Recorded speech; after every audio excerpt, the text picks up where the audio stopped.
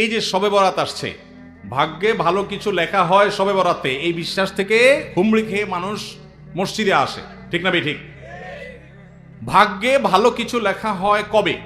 একটা হলো মানুষের সৃষ্টিরও 50,000 বছরে আল্লাহ তাআলা ভাগ্য নির্ধারণ করেছেন। আরেকটা হলো প্রতি বছর যেই রাতে আল্লাহ কোরআন নাজিল করেছেন, আল্লাহ সূরা দুখানে বলেছেন সেই রাতে অর্থাৎ লাইলাতুল কদরে আল্লাহ তাআলা সব গুরুত্বপূর্ণ বিষয় ধার্য করেন।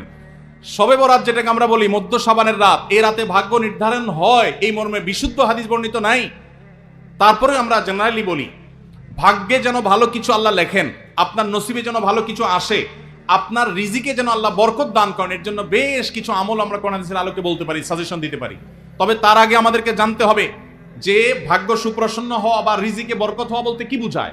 ভাই, রিজিকে বরকত হওয়া বলতে বোঝায় আপনি যা কামাই করবেন এর ভিতরে আল্লাহ তাআলা কল্যাণ দিবেন, যা কামাই করবেন এর ভিতরে বরকত হবে।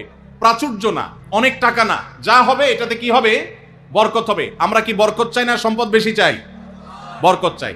বরকত যদি চান, এক নম্বর হলো ঈমান এবং তাকওয়া লাগবে। আল্লাহ বলেছেন ওয়ালাউ আন্না আহলাল কুরআ আমানু ওয়াত্তাকাউ লাফাতাহনা আলাইহিম বারাকাতিম মিনাস সামা। যদি কোনো জনপদের লোকেরা ঈমান আনে, আল্লাহর ভয় অন্তরে লালন করে, আল্লাহ বলেছেন আসমান থেকে বরকতের সব দুয়ার খুলে দেওয়া হবে। এজন্য ভাই, ঈমান যদি থাকে, তাকওয়া যদি থাকে, গুনাহমুক্ত জীবন গড়ার সংকল্প যদি থাকে, বরকত আসবে জীবনে। নাম্বার 2, ইস্তেগফার বেশি বেশি করলে, আল্লাহ বলেছেন সূরা নূহের মধ্যে, যদি কেউ ইস্তেগফার করে, নূহ আলাইহিস সালাম তার জাতিকে বলেছেন ফাকুলতু আস্তাগফিরু রাব্বাকুম ইন্নাহু কানা গাফফারা ইউরসিলিস সামাআ আলাইকুম মিদরারা ওয়া ইমদিদুকুম বিআমওয়ালিন ওয়া বানিন ওয়া ইয়াজআল লাকুম জান্নাতিন ওয়া ইয়াজআল লাকুম আনহারা। আল্লাহ নবী নূহ আলাইহিস সালাম বলেছেন, আমি আমার জাতিকে বলেছি তোমরা আল্লাহর কাছে ইস্তেগফার করো, ক্ষমা প্রার্থনা করো।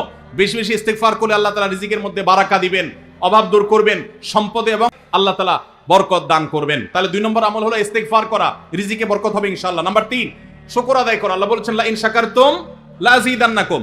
আপনি কোনো কিছু পেয়েছেন, আলহামদুলিল্লাহ বলেন, যা পাইছেন শুকর আদায় করেন, আল্লাহ নিয়ামত বাড়ায় দিবেন।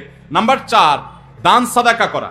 আল্লাহ তাআলা বলেছেন ইয়ামহাকুল্লাহুর রিবা ওয়া ইউরবিস সাদাকাত। আল্লাহ সুদকে ধ্বংস করবেন, তবে সাদাকা এবং দান এটাকে আল্লাহ তাআলা বাড়িয়ে দিবেন। এইজন্য কেউ যদি দান করে আল্লাহ তাআলা তাকে কি দেন? বরকত দান করেন তার রিজিকে। তারপরে 5 নম্বর হলো আত্মীয়তার সম্পর্ক রক্ষা করা। নবীজি সাল্লাল্লাহু আলাইহি ওয়াসাল্লাম বলেছেন মান